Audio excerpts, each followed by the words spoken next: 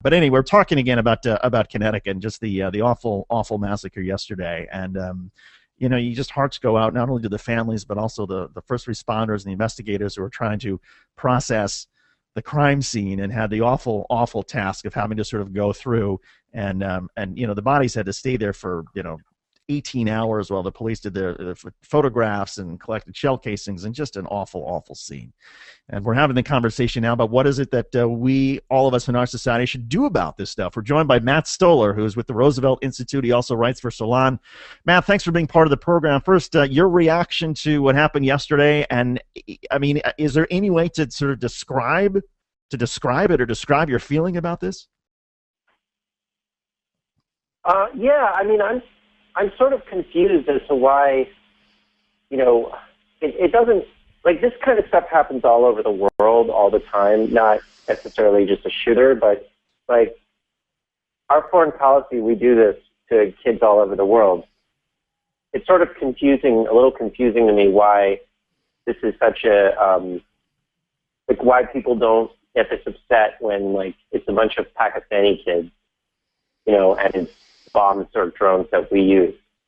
And I would argue, Matt, that with all due respect, that there's a difference between our military, which is, I think, trying to get at terrorists and maybe sloppy and kill innocent Pakistani children, which we know happens. I would say there's a big difference between that and a 20-year-old kid who takes the guns from his mother after killing her and then goes deliberately into a kindergarten class and opens fire.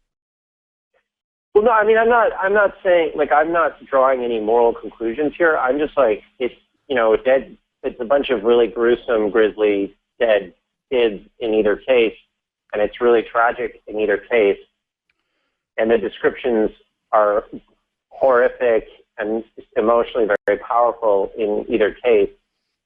I'm just confused. Like, it's just confusing to me why, like, one example is just this overwhelming emotional experience for Americans, and the other example is just kind of like sort of ignored or not. I mean, that was my reaction. Like, emotionally, it's really upsetting, but, like, it's also really upsetting when this happens to kids everywhere. Do you think that perhaps the Western media would do ourselves some favors if, like Al Jazeera, they show the graphic impact of when bombs, don't hit their targets and kill women and children and innocents? They show what that looks like. Would we benefit? Do you think that the discussion would be different if we showed some of the carnage and we showed, well, this is what happens not only in the Middle East, but when we have these gun attacks, whether it's Aurora, Colorado, or Newtown, Connecticut? Here's what it really looks like. Well, what happens across the Middle East is people who watch Al Jazeera is that this is what they see, these kinds of gruesome, horrific events, and they get very emotionally impacted, like we do when we see it in our neck of the woods, and they demand some sort of action, and they're very upset. And I don't know if it's healthy to be portraying this on a mass media system, but certainly it makes sense if you're going to portray kind of one set of people who are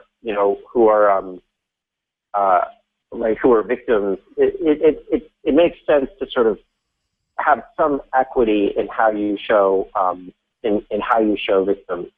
But the other, I think that there's no clear way of doing anything about these school shootings. I think you can do some gun control policy, and I think you can examine kind of the roots of how we use violence in our culture, and I think you can reduce them. But, like, it's not, there's no obvious button you could push today to stop these mass shootings.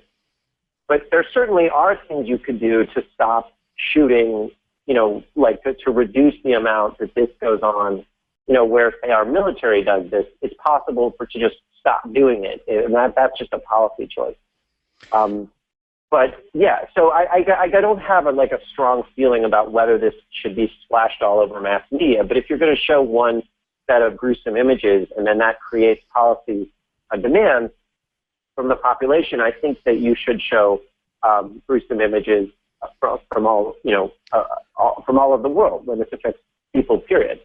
As far as the school shootings here in the United States, do you see it as a mental health issue or a gun issue or some combination of both? I mean, how do we get at this? I think it's a gun issue. I don't actually think it's a mental health issue. Sure. I mean, saying it's a mental health issue is just kind of a way of saying, well, like we're going to put the person in a box and disassociate him from our larger culture. But there are some things we know about these school shooters. They're almost always young men, right? And, it's not like mental health doesn't impact other demographic groups, but only young men are engaging in these mass killings. And we have to start asking why is that? And it certainly is the fact that they have access to guns, and that's a huge part of it. But also our society organizes itself through bitter conflicts over status. And violence is a tool used to manage these conflicts. And you can see this in dramatic levels of inequality in a culture which is obsessed with sort of fame and youth and good looks and money and greed. And so if you look at what we can do to reduce these kinds of mass harm, we have to start to change our culture from one which prioritizes status over everything else and uses violence as a tool to manage that hierarchy towards one in which we have some compassion and concern and love for one another.